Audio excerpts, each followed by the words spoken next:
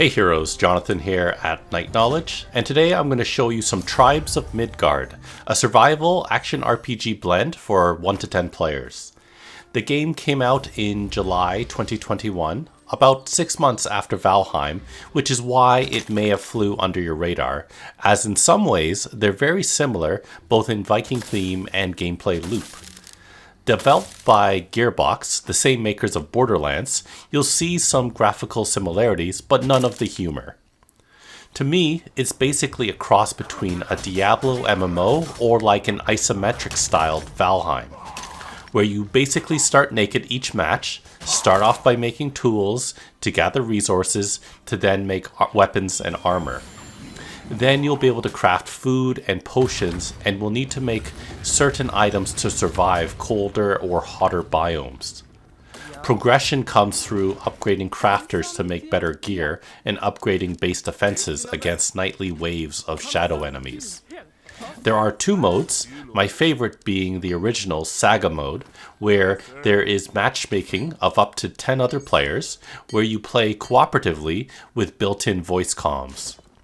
As time progresses, you'll need to make better defenses as night becomes longer and the days shorter. You'll also periodically need to defeat slow-moving giants or Jotuns, who beeline towards your base as well and can quickly destroy it, causing the game to end. Survival mode is more laid back with no nightly raids and Jotuns found instead in arenas. What I like about Saga mode is the jump in and out mechanic where you earn more golden horns, a special currency, depending on how much you do in each match.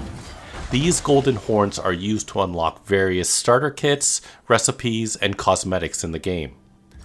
The first main objective is an easy one, which is to defeat the first Jotun to earn 1 horn. Once this first objective is completed, the Bifrost Gate opens, allowing you to leave the server, collect the 1 horn, and start a new game. Or you can continue to do one of 5 major quests, all that end by defeating specific bosses like Hel or Fenrir, that gives far more horns, but pose a greater challenge. At any time, you can leave through the Bifrost Gate and earn the golden horns. Every time you join a Saga game, you'll start at level 1, and when you level up, choose a new class, allowing you to change up and try different playstyles. I really like how you can gather any tiered resource as long as you at least have the basic tool.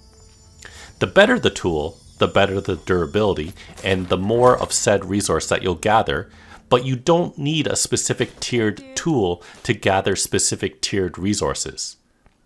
There is durability for all tools, armor, and weapons, but nearly everything you do earns you souls, which has 3 main purposes: to heal Yggdrasil, your base heart, repair your gear, and buy resources from vendors. Basically, as long as you're contributing and not constantly dying, you'll always have souls. If you do die, you'll typically spawn outside of the base with all of your gear. You will drop all the resources that you've gathered and a large portion of your souls. If you go back to your body in a timely manner, you can recover all the materials that you dropped. Players that enjoy being archers can rejoice, as there are unlimited basic arrows, and higher tier arrows aren't expensive to make. Most players do tend to enjoy melee and will put their special arrows they find as loot in the master chest. Are you worried about trolls? Whenever a player leaves the server prematurely or early, all their gear is put into that master chest. At the time of this video, there is a seasonal event taking place where all contribution at the end of the match is calculated and given as seasonal experience, which unlocks all sorts of premium currency, recipes, golden horns, and unique cosmetics for the game. Yet another reason to not leave the match so quickly, but to continue helping achieve major goals together. All characters can dodge, and characters with shields can block attacks. There are 8 classes in total, 2 to start, and 6 to unlock. If you contribute enough, in your first game, you can likely unlock 3 of them.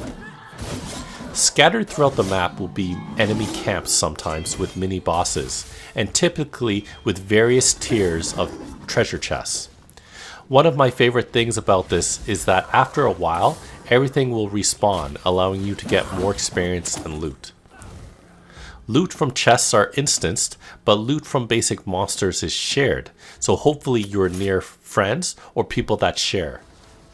There are a couple different biomes, including a vast ocean, and each map is procedurally generated and will be different every time you play. Each player has a town portal spell, which has a cooldown, and the map is littered with shrines for fast travel. The game, of course, is not perfect though, as you can sometimes get weirdly stuck with only the recall spell to move you. Without certain runes, swimming is very slow and can be a death sentence. And finally, Saga mode can be hit or miss, as you might be in a match where people are only grinding the first giant, then leaving to unlock a specific class. You won't know if they intend to stay to complete the other objectives unless you ask them. So that's Tribe of Midgards. I hope it explains enough of the game to you. Check out the rest of my channel for other videos on Tribes of Midgard, video games, board games, and other fun things. Thanks for watching, and I'll see you next time.